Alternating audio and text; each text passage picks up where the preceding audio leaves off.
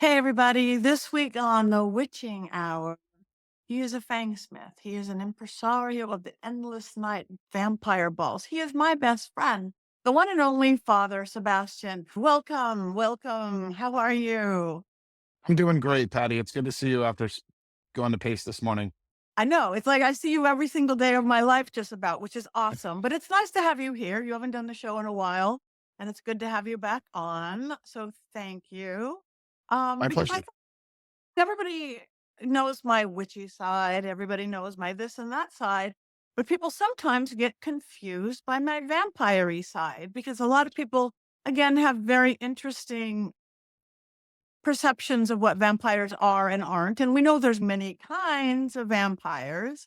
I'm going to give our origin story, then I'm going to hand it over to you. We met, oh Okay. my God, about 2017, I think, on the Mhm. set of Ghost Adventures. I did not know anybody was there because I'm always in the dark, literally.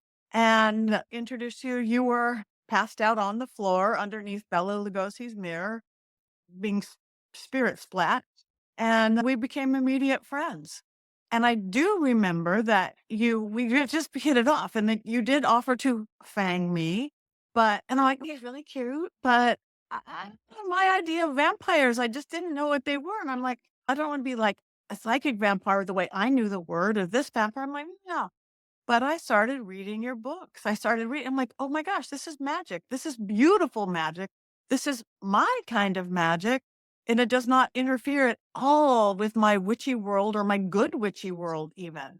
And my favorite thing to say is that the difference of my witchy world and my vampire world is in the cloaks. Witchy world is organic cotton or Stevie Nicks lace, and my vampire world is the finest of black velvet with a red silk or satin lining. So anyway, so tell us a little bit about first your origin story. How did this happen? How did you literally become internationally known, doing events, beautiful vampire events all over the world, all over the country? How did this come about? It all started in 1991 when my mom was in my kitchen, or I was in her kitchen. She told me Tom Cruise was losing weight to be a vampire. And I think I was 15 years old. And I was like, wow, that's cool. And my mom was like in the horror movies and stuff, and she was a latent psychic. And what happened was that sat in the back of my head. And I got involved in the Vampire the Masquerade role playing games because I was looking for vampire lifestyle people. And the LARPers turned out to be a very different community than what I was looking for. But I was having a great time because you could take the role of a vampire in the Vampire the Masquerade game. And in the early embryonic stages of the vampire community, those games became a masquerade for lifestyle vampires to meet, kind of like the hanky code was for the gay community. So I went on a quest in the LARP scene. I'd started a company called Gothic Chronicles in 1993, and I was having a blast, but it wasn't what I was quite looking for. I ended up dating a girl I see. named Dawn. You'll find out about her in my memoirs, which is coming out, Interview with the Living Vampire Sebastian, probably next year in 2026. Nice. And I write my whole history story of the 90s up until the point where I met in my mom's kitchen to the closing of a nightclub called Mother, which was very dear to the vampire community. But Dawn wanted fangs for the prom. And I went to my grandfather and I asked him, Grandpa, can you make me fangs for the prom? And he looked at me like, are you a Satanist? No. So my aunt, having mercy on me, referred me to a dentist in Bedminster, New Jersey. And I can't repeat his name because he doesn't want to be associated with the vampire culture. But he had a freaky side. And he taught me how to make fangs. And after getting my fangs with Dawn, and what a memorable experience that was on the first Sunday, I think November 3rd, 1993, I got my first pair of fangs, was a miracle. I had a transformative experience that I like want to relive. So I learned how to make fangs over the next year and a half. And Dawn and I went to our prom as vampires. We went into New York City afterwards. And I learned enough from the doctor, the dentist, the prosthodontist. Then once I did that, I started making fangs, but I needed a subject to test it out on. So I went to my mom, and on Christmas Day 1994, I made my mom my first pair of fangs. Now, one thing about fangs that is really important to know is it's a form of magic. Okay. Just like many things, you can make magic with an IC or an ICK. The Fang making is an art form that transforms people, it alters people. And not everybody comes and gets the full works because they just want fangs for a cosplay or a movie or something like that. But there's these special people, okay, that come to me, and the energy exchange, I get to relive that fang making experience every day that I make fangs. Every time I make fangs, I get to transform people. And fangs represent four things. First, they're a mask, just like you're putting on a Halloween mask. Second, connection to your primal nature. They're a magic trick. So they're so real to you and so real to the person that's wearing them. It's an illusion that you both share. Okay. And finally, they're a sex toy. And I don't want to know about people's personal lives, but they are registered sex toys. So be careful, like a lethal sex toy or a lethal weapon. That's So all. everybody wants to know what it's like to kiss with fangs on. It takes practice. Just speaking from experience, talking takes a little practice, but that makes it is that spiritual experience for me what it was. I have an acting background. So when you were talking about masks, like Halloween masks, in acting 101, whether you're taking it in your college class or whatever, one of the first things you learn is mask work because it psychologically is everything does something different. You put on a mask and you have a freedom. You're not yourself anymore. You don't have to be yourself. You don't have your own personal limitations. And then to put the vampire aesthetic onto it, the animal aesthetic on it, it really is an experience. Absolutely. And it's theatrical. And that's what I love about it is it's theatrical. So people can take it as far as they want to. It's beautiful. So what about again the magical side of the ritual side of I know we don't talk a lot about it, but where did that come from? If you were this literal high school kid when you started, you had an experience with that.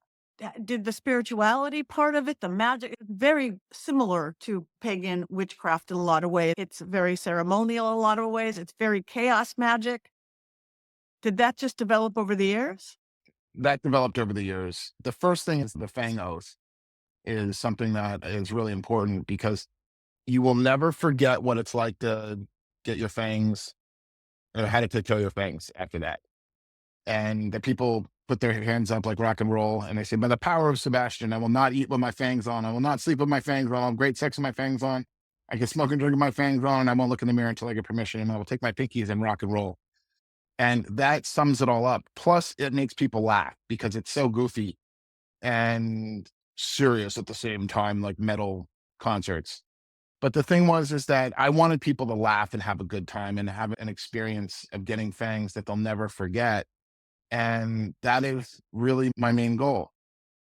And I from froze for a that, second. Yeah. And from that endless night, the beautiful balls and salons that you literally do all over the world.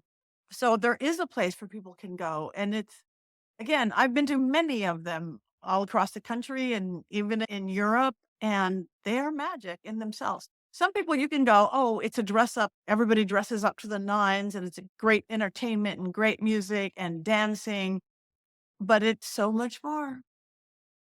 Yeah, I put together a really good team and refined the events over the years. My first year of making Fangs was 1995. And that was the year that Bram Stoker's Dracula came out in 92. Interview with the Vampire came out in 94. So two of the best vampire movies in history just had come out. And I got an invitation to go to the Anne Rice Vampire Lestat Fan Club Memnock Ball at St. Elizabeth's Orphanage in New Orleans. And that, I tell you, changed my life again. I had a formidable experience, and the whole show was like from the Anne Rice's entrance to the Victorian dancing to the rooms of violinists. It was the biggest and best vampire ball I've ever been to. And I will tell you, it cannot be replicated. That experience was the right time and the right location and made New Orleans a vampire city. New Orleans was really not a vampire city before that and before Anne Rice. And Egyptian theology was also not involved in vampirism until Anne Rice. So those are two things. New Orleans and the Cometicism or Tasha is the queen of the vampires. And she is, Elia played her great in Queen of the Damned. I wasn't very fond of that Lestat, but you did an okay job. But the vampire narrative was shaped through the movies. The glamour of the vampire was shaped through cinema. And there's hundreds of vampire films out there. If you look at Wikipedia, you'll just get lost in the number of vampire movies. And I'll tell you, the vampires have changed my life. And it was my calling. It was my duty to come and create a vampire culture. And it's an elegant culture, I must say. That is one thing, whether it's in the movies, in books, it's this elegance that goes along with the vampire culture. This we have high tea, we do things like that. It's you even said, like, these balls, don't people love that we're coming? We're not gonna be like a mosh pit where everybody trashes the joint. Quite the opposite. Security guards fight over who's going to work our events. The security guards think that the crowd is the most well behaved, mature, chill crowd they've ever met and who tip and are polite. So bartenders love our events. And it's really cute to see a lot of the bartenders in New Orleans go, "Are you from Endless Night?" And I'm like, "Yes." And they're like, "Oh, your people are so polite and kind." I don't want to compare it, but I look like Swifties. Uh, which we had a competition with this last year in New Orleans. Yeah. We did. Dia de Muertos on the 2nd of November while Taylor Swift took Halloween weekend. Yeah, but it was great. It was absolutely perfect. The big ball every year is New Orleans, right? Because it's 5 days of events. I've been going, well, since I've known you. And the Dia de los Muertos was beautiful, the whole Day of the Dead. So Absolutely. It was probably the best dressed crowd we had in years. And we have, what's go that? on. No, I was like, One of the things that I like about the Endless Night is it represents every form of vampirism out there. so what exactly is to you a vampire witch?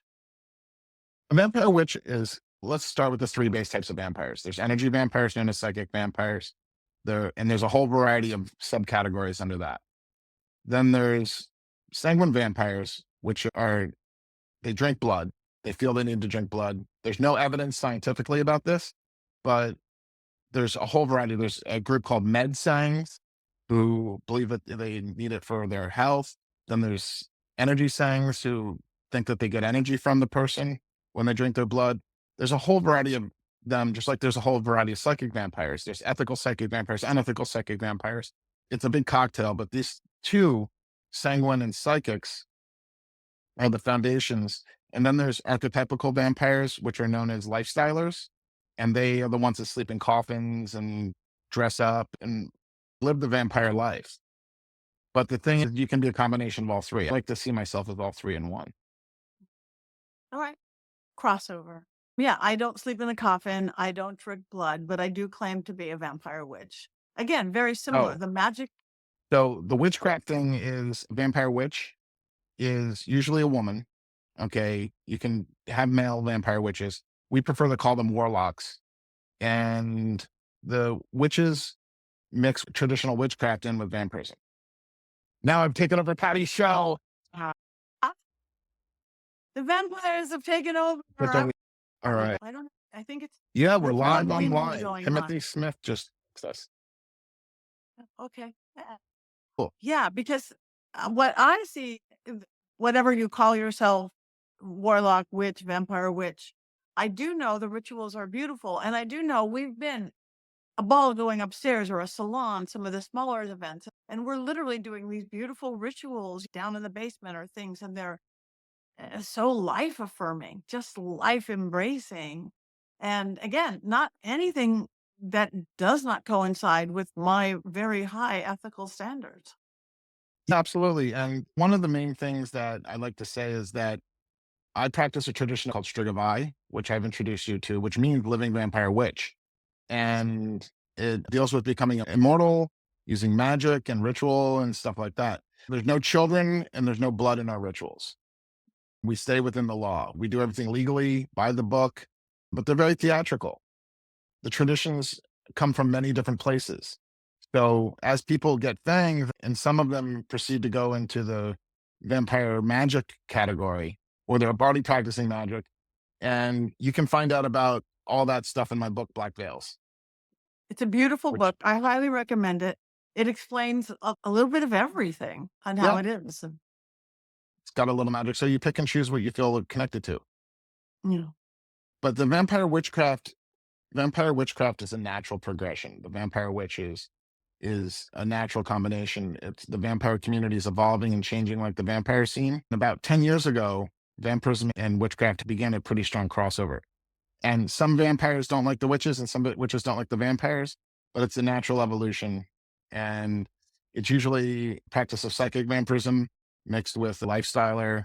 And on top of that, some different bells and whistles from different traditions. So just like in Christianity, just like in witchcraft, there are different traditions that different Absolutely. groups or families or it does The vampire community in the 90s was in its embryonic stages and up until a 94. long time. Again, your life and beyond known and I'm taking over Patty's podcast again. he does it. I go to talk and I'm gone.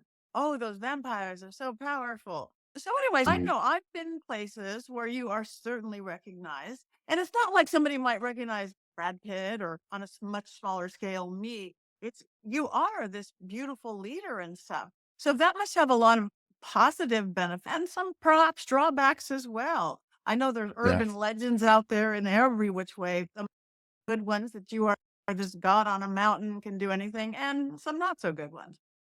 I'm very much a human being with a soul that's a little bit different from the average human. There's a lot of misconceptions about what I'm doing, and there's a lot of people that like to trash my name because they feel they can climb up the ladder and whatnot and attack my character. But I've survived everything. And I have an announcement to say right here and right now. Patty, you've known about this for a little while, but I actually got diagnosed with Parkinson's disease about 4 years ago. And it's been a life changing event. My partner Joy says it was the best thing that ever happened to me because I've become more humble and less rock and roll. But it's been a journey and I've had ups and downs and whatnot. And now that I'm starting to be visible and people can see me in person, they start asking questions. So I just want to let you guys know it's not a death sentence. I'm not going to die anytime soon. I'm not going to die from Parkinson's and I'm not going to stop making fangs or throwing parties. I'm going to go as long as I can. And it's 4 years in, I'm still rocking it. We've had one of our best years last year and my partner Joy is very much taking on a lot of the burden of the events. And we're moving the offices to Las Vegas this summer. Better taxes in California, sadly. Even vampires have to pay taxes. Yes, they're in a human shell. And since it's not a death Eh, sentence, I thought my life was over when I got it. I got diagnosed at 46 years old. I'm 50 now, and I'm still killing it. I love life and I love engaging in life and I love running events and activities. But people started noticing in the last year that my hand was twitching or my walk was stiff. But like most things that try to take me down, I find a way back up. So I decided to do a foundation like yeah, Michael J. tell Fox and Muhammad Ali and Ozzy Osbourne. Like those three gentlemen, I got diagnosed in my 40s. Was it? Michael J. Fox was diagnosed at 29, which was crazy. And he's been the biggest leader of the Michael J. Fox Foundation. So what I've done is I've created a foundation that we're incorporating this year called Rock to Cure Parkinson's. And Rock to Cure Parkinson's is a charity that is designed to raise money for the Michael J. Fox Foundation, which is doing a superb job, and to raise money for them so we can go forward with rock and roll in a new way of advocacy, educate people on what Parkinson's is, and also raise money at the same time. So there's two goals with that. And April 12th, 2026 is our goal to run our first festival, Rock to Cure Parkinson's Festival. And I want to mobilize everybody I can to help get this yeah, horrible disease that is just a pain in the ass. It's a fucking literally. pain in the ass. Some research and cure for that. Last year, we had 4 new therapies online and two different machines that are like insulin pumps that deliver medicine all the time. Parkinson's, like I said, is not a death sentence by any means. I actually met a guy who was 93 years old. He's had Parkinson's since he was 25. Wow. Yeah. Yeah. The Parkinson's community is one of the most open-minded, wonderful communities I've ever met. Just good people, good times, and they like to make fun of their disease because and I met some really amazing people through the Parkinson's community. And this is the first time I'm addressing this online to the witchcraft and vampire community. Guys, don't worry, I'm not going to die. There were some urban legends going around that I was going to die or in 3 years. That's not the case. There's wonderful treatment out there, like deep brain stimulation and sonic ultrasound. There's more drugs coming on the market. And Parkinson's is basically the reason why people shake and they move is because their dopamine productions, and it's called the basal ganglia, stops making dopamine. And today I heard a new about nanobites that are going to go into your brain and fix the problems with the Parkinson's. It'll be available in 3 or 4 years. So I'll definitely see a cure or a massive reversible treatment in my lifetime. Definitely. I see it. I've always known it. I'm psychic. And I see you. We go up to Lake Hollywood, we work out, we hear, keep up with everything. So what's next? What's coming up next? We have the Vegas Vampire Ball, Endless Night Vegas, which will take place on May 3rd. Joy Felicity is working very hard at the local community to rock it out. I will be there. Bunch of Patti will be there, and it's going to be great. We're at the old Lexi Hotel, which used to be the Artisan, RIP Artisan, because they gutted it and it's not as nice, but it's still got the energy of our home. Good. And that's going to be a really great event. We've got Savannah Fox, a friend of mine from the UK who moved to Las Vegas, is going to be our lead performer. And we have the Lexi Hotel as our headquarters hotel. And this is our first event in Vegas as a full-fledged Vegas company. That's beautiful. That's great. I'm going to be doing a seance. Yes. And we have a pool party in the afternoon so people can come in their bathing suits to a seance. So what? Yeah, they come and makes this my sense. So now we're just breaking all those stereotypes. Vampires from Vegas? Yeah. There's a lot of urban legends that are going around. People like to make stuff up Yeah. And I've and come up. seen vampires eat garlic too. That's my favorite. I love garlic pizza. Me too. So anyway, how can people find out more about you, about the balls coming up and the events that you have salons that are little? How does that work out? Balls are usually very large events. They're very big. The ball is usually 500 to 1,000 people. We don't like to make it more than 1,000 because we like to be able to have it more intimate, a sense of intimacy and undergroundness there. But our last Tampa ball last year, we had 1,500 people and we turned away 450 people in dress code.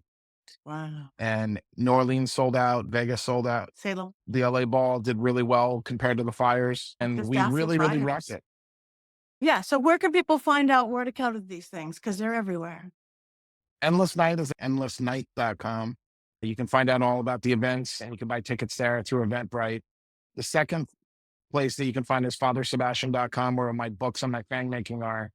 And then the third place that you can find about how to support Rock to Cure Parkinson's is rocktocureparkinsons.com or .org, and also Rock to Cure Parkinson's on Instagram.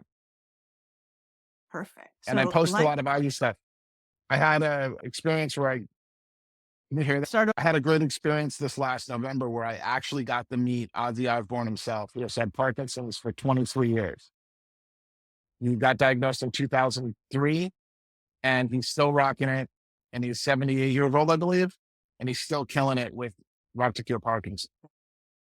That's beautiful. Congratulations on doing that. That is really great because I want you better. I want everybody who has it better, and you're gonna get better because I know these things. Let me just let you guys know that Parkinson's is the fastest growing neurological disease after Alzheimer's, but there's more hope than Alzheimer's because there's a lot more technology that's going into it. And we already have therapies that have been going on for years to be able to manage it. Stem cells and all sorts of things are coming online very soon.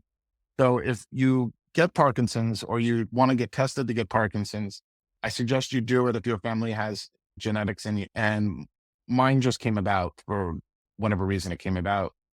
But be aware that it's not a death sentence. And it's really important to know that the people that have Parkinson's need love and support and to be able to do Amen. things.